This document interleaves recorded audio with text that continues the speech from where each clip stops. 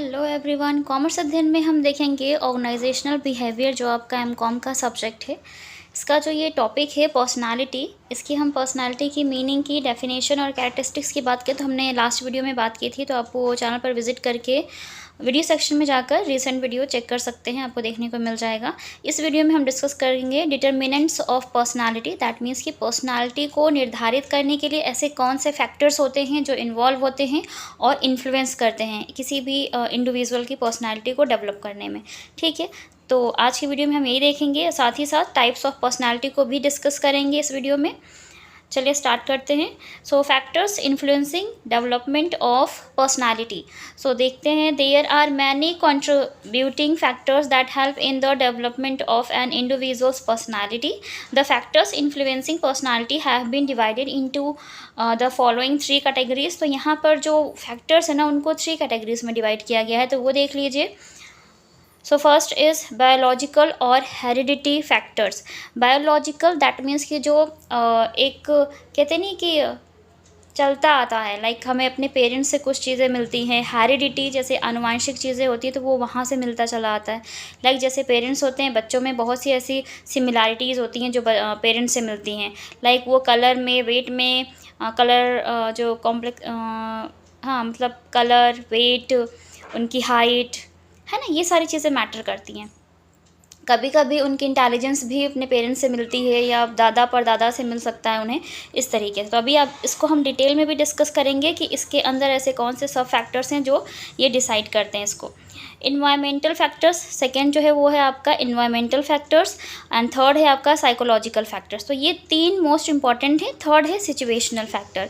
ठीक है, तो अभी इसको डिटेल में हम डिस्कस करेंगे क्या होता है। सो बायोलॉजिकल और हेरिडिटी फैक्टर्स की बात करें तो the main factors of this category is physique that means कि वही हाइट, वेट, कलर को लेकर के कि उसकी फिजिकल अपीयरेंस कैसी है। इंटेलिजेंस लाइक उसकी जो बुद्धि है वो कैसी है, उनकी सोचने की क्षमता कैसी है, काम करने की क्षमता कैसी है। तो ये सारी चीज़ें ना उन्हें आनुवांशिक होती हैं, वो लेकर आते हैं अपने पूर्वजों से, अपने पेरेंट्स से, अपने दादा परदादा से। ठीक है, आपने देखा होगा फिजिक जैसे कहते नहीं कि ये बच्चा अपने पेरेंट्स की तरह दिख रहा है, हाइट में, कलर में या फीचर्स में, तो वो अपने पेरेंट्स की तरह या ग्रैंड पेरेंट्स की तरह दिख सकता है। इंटेलिजेंस में भी सेम चीज़ें होती हैं कि किसी न किसी से उसकी इंटेलिजेंस मैच कर रही होती है। ठीक है, जेंडर की यहाँ पर अगर हम बात करें तो जैसे कि जेंडर में गर्ल चाइल्ड है या फिर बॉय चाइल्ड है। ठीक है, तो इस तरीके से मेल और फीमेल। और गर्ल्स की यहाँ पर हम बात करें तो कुछ गर्ल्स को उतनी ज़्यादा फ्रीडम नहीं देती, बहुत सी कंजर्वेटिव फैमिली है तो गर्ल्स को उतनी फ्रीडम नहीं मिलती, बॉयज़ को ज़्यादा अपॉर्चुनिटीज़ दी जाती हैं, फैसिलिटीज़ प्रोवाइड की जाती हैं। तो ये सारे फैक्टर्स भी इन्वॉल्व होते हैं एक इंडिविजुअल की पर्सनैलिटी को डेवलप करने में। तो ये फैक्टर्स कहीं ना कहीं बहुत ज़्यादा इन्फ्लुएंस करते हैं, जो कि बायोलॉजिकल होते हैं और हेरिडिटरी होते हैं factors.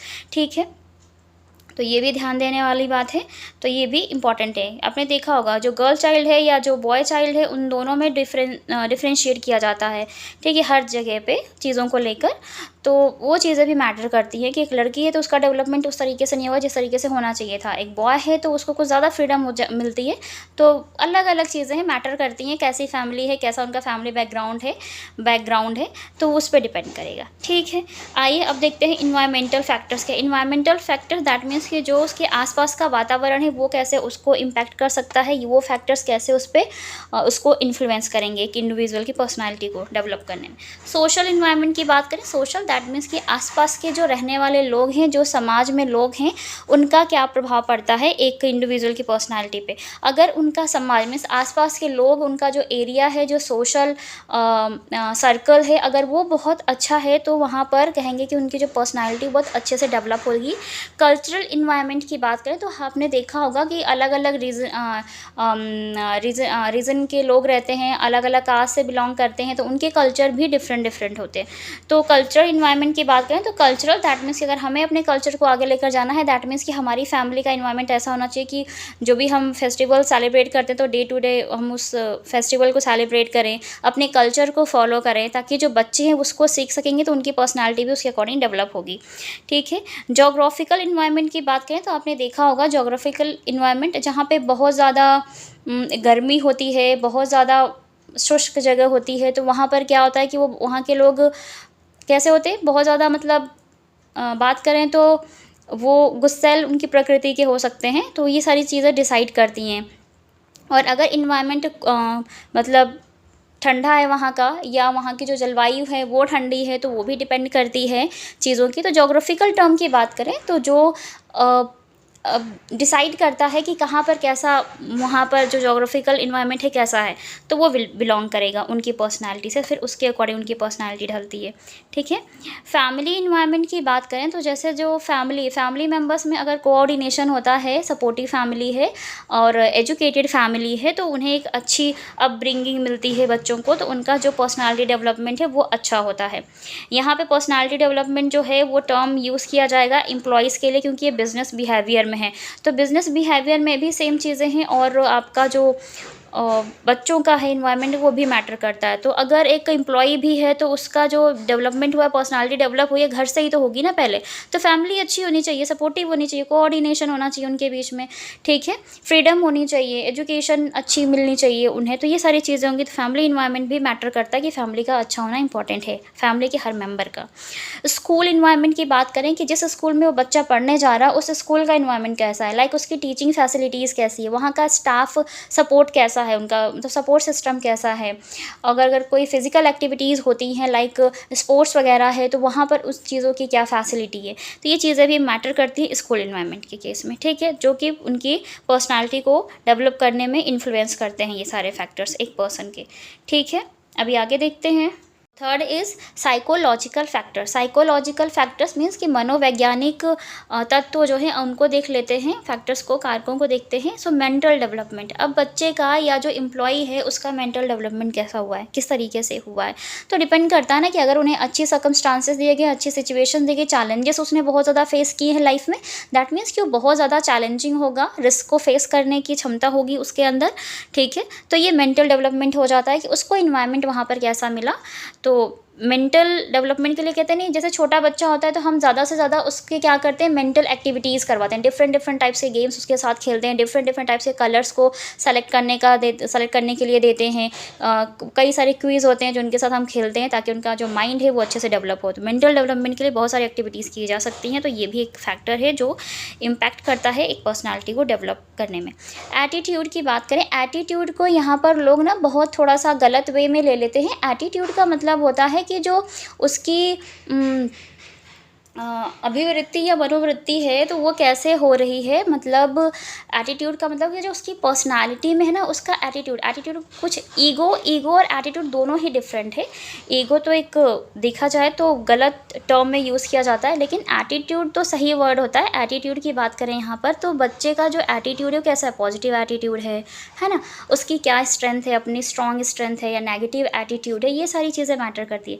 Negative attitude that means कि वो सामने वालों को इम्पॉर्टेंस नहीं दे रहा है या उनकी क्वालिटीज़ को नहीं समझ पा रहा है। और पॉजिटिव एटीट्यूड दैट मीन्स कि वो लोगों को समझता है, अपने आप पर उसे बिलीव है, लेकिन सामने वाले पर भी उसे बिलीव है कि वो भी अच्छे पर्सन्स हैं। तो ये सारी चीज़ें मैटर करती है। तो वो एटीट्यूड कैसा होगा ये भी डिपेंड करेगा जो उसकी साइकोलॉजी है उस पर। तो साइकोलॉजी बनती कैसे है, चीज़ों को देख करके बच्चे की हर एक चीज़ को बच्चा सीखता है अपने इन्वायरमेंट से। तो जैसे वो सीखेगा उसकी साइकोलॉजी बनती चली जाती है। लाइक कुछ अंधविश्वास है ना हमारे देश में, हमारे घरों में भी देखने को मिलते हैं, लाइक जैसे नज़र लग गई है ना, तो अगर बच्चे के माइंड में ये फीड कर दिया गया कि नज़र जैसी चीज़ होती है और वो लग जाती है, तो बच्चा तो उसी के अकॉर्डिंग काम करेगा। सपोज़ किसी दिन वो अच्छा दिख रहा है, बीमार पड़ गया, तो वो ये कहेगा कि मम्मा मुझे नज़र लग गई, है ना, इस तरीके से वो बोल सकता है। तो उसका ये एटीट्यूड हो गया ना, एटीट्यूड में शामिल हो गई ये बात कि हाँ वो इस चीज़ को मानता है और उस तरीके से वो रिएक्ट करेगा, रिस्पॉन्स करेगा। तो वो चीज़ नहीं होनी चाहिए, जो गलत है वो नहीं बोलना बच्चे के सामने, उसके सेकेंड फैक्टर्स को भी दिखाने हैं। ठीक है, कि अदर हैंड में क्या चीज़ें हो रही हैं। लाइक जैसे उसने कहा कि नज़र लगी, नहीं नज़र नहीं लगी, वो उसकी सोच थी, इसलिए उसकी सोच ने उसको बीमार बना दिया। तो सोच को दूर करना ज़रूरी है। ठीक है, तो एटीट्यूड अच्छी चीज़ है, बच्चे का एटीट्यूड सही होना चाहिए, अच्छा होना चाहिए, चीज़ों को लेकर के उसका अपना जो पर्सपेक्टिव है वो बहुत अच्छा होना चाहिए। ठीक है, वो कैसे होगा, जब फैमिली इन्वायरमेंट और सोशल इन्वायरमेंट उसका अच्छा होगा, उसकी एजुकेशन अच्छी होगी। विल पावर की बात करें तो कुछ लोगों की जो विल पावर होती है वो बहुत स्ट्रांग होती है। ठीक है। विल पावर दैट मीन्स कि इच्छा शक्ति जिसे आप कहते हैं। तो अगर उसकी अपनी इच्छा शक्ति किसी भी काम को करने के लिए कि वो ये काम कर सकता है, उसको सेल्फ बिलीव है, दैट मीन्स वो कर लेगा। लेकिन अगर उसको आता है सब कुछ लेकिन उसे खुद पर विश्वास नहीं है, तो आते हुए भी वो काम वो नहीं कर सकता इंसान। ठीक है। तो पर्सनालिटी डेवलपमेंट में ये चीज़ मैटर करती है। तो विल पावर बहुत स्ट्रांग होगी, और एक बच्चे की या किसी भी एम्प्लॉय की विल पावर का स्ट्रांग होना इंपॉर्टेंट है। और वो सभी जितने भी फैक्टर्स हैं मिलकर डिसाइड करते हैं विल पावर। ओके। मोटिवेशन की बात करें तो मोटिवेशन दैट मीन्स कि टाइम से, जैसे मान लीजिए कोई एम्प्लॉय है, अच्छा काम किया तो उसको अच्छा आप मोटिवेट कर सकते हैं, कुछ इंसेंटिव प्रोवाइड कर सकते हैं, है ना। और बच्चे, अगर बच्चा कुछ अपनी लाइफ में अच्छा करते हैं तो आप उनको भी अप्रिशिएट कर सकते हैं, उनको गिफ्ट दे सकते हैं, उनको और आगे बढ़ने के लिए कहते हैं इंकरेज कर सकते हैं, ये सारी चीज़ें। तो साइकोलॉजिकल फैक्टर भी इन्वॉल्व होता है पर्सनालिटी डेवलपमेंट में। ठीक है। चलिए सिचुएशनल फैक्टर्स की बात कर लेते हैं। सिचुएशनल दैट मीन्स कि सिचुएशन कैसी रही है, एक बच्चे ने किन सिचुएशंस को फेस करके अपनी लाइफ में आगे बढ़ा है, वो बहुत ज़्यादा मैटर करती है। कहते हैं नहीं कि अगर एक छोटा बच्चा भी होता है, उसने छोटी सी उम्र में बहुत सारी प्रॉब्लम्स को फेस कर लिया है, तो उसके अंदर एक ठहराव आ जाता है, एक मैच्योरिटी आ जाती है ना। हर चीज़ों के बारे में बहुत डीपली वो सोचता है, वो ये कोई जजमेंट नहीं कर लेता किसी भी इंसान या किसी भी सिचुएशन को देखकर कि ऐसा इसलिए हो गया, नहीं, वो देखता है, समझता है चीज़ों को, देन वो डिसाइड करता है ऐसा क्यों हो रहा है। ठीक है।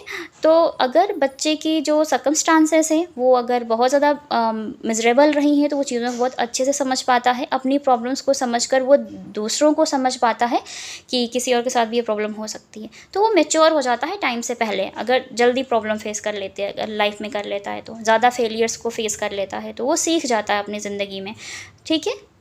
और अगर एक बच्चे को सारी फ्रीडम दी जा रही है ना, सारी फैसिलिटीज़ पहले से प्रोवाइड की जा रही है, तो उस बच्चे ने कभी स्ट्रगल देखी नहीं, तो स्ट्रगल नहीं देखी तो किसी दूसरे की स्ट्रगल को समझेगा भी नहीं, और ना ही किसी भी दूसरे पर्सन की फेलियर या उसके सक्सेस की रिस्पेक्ट कर पाएगा।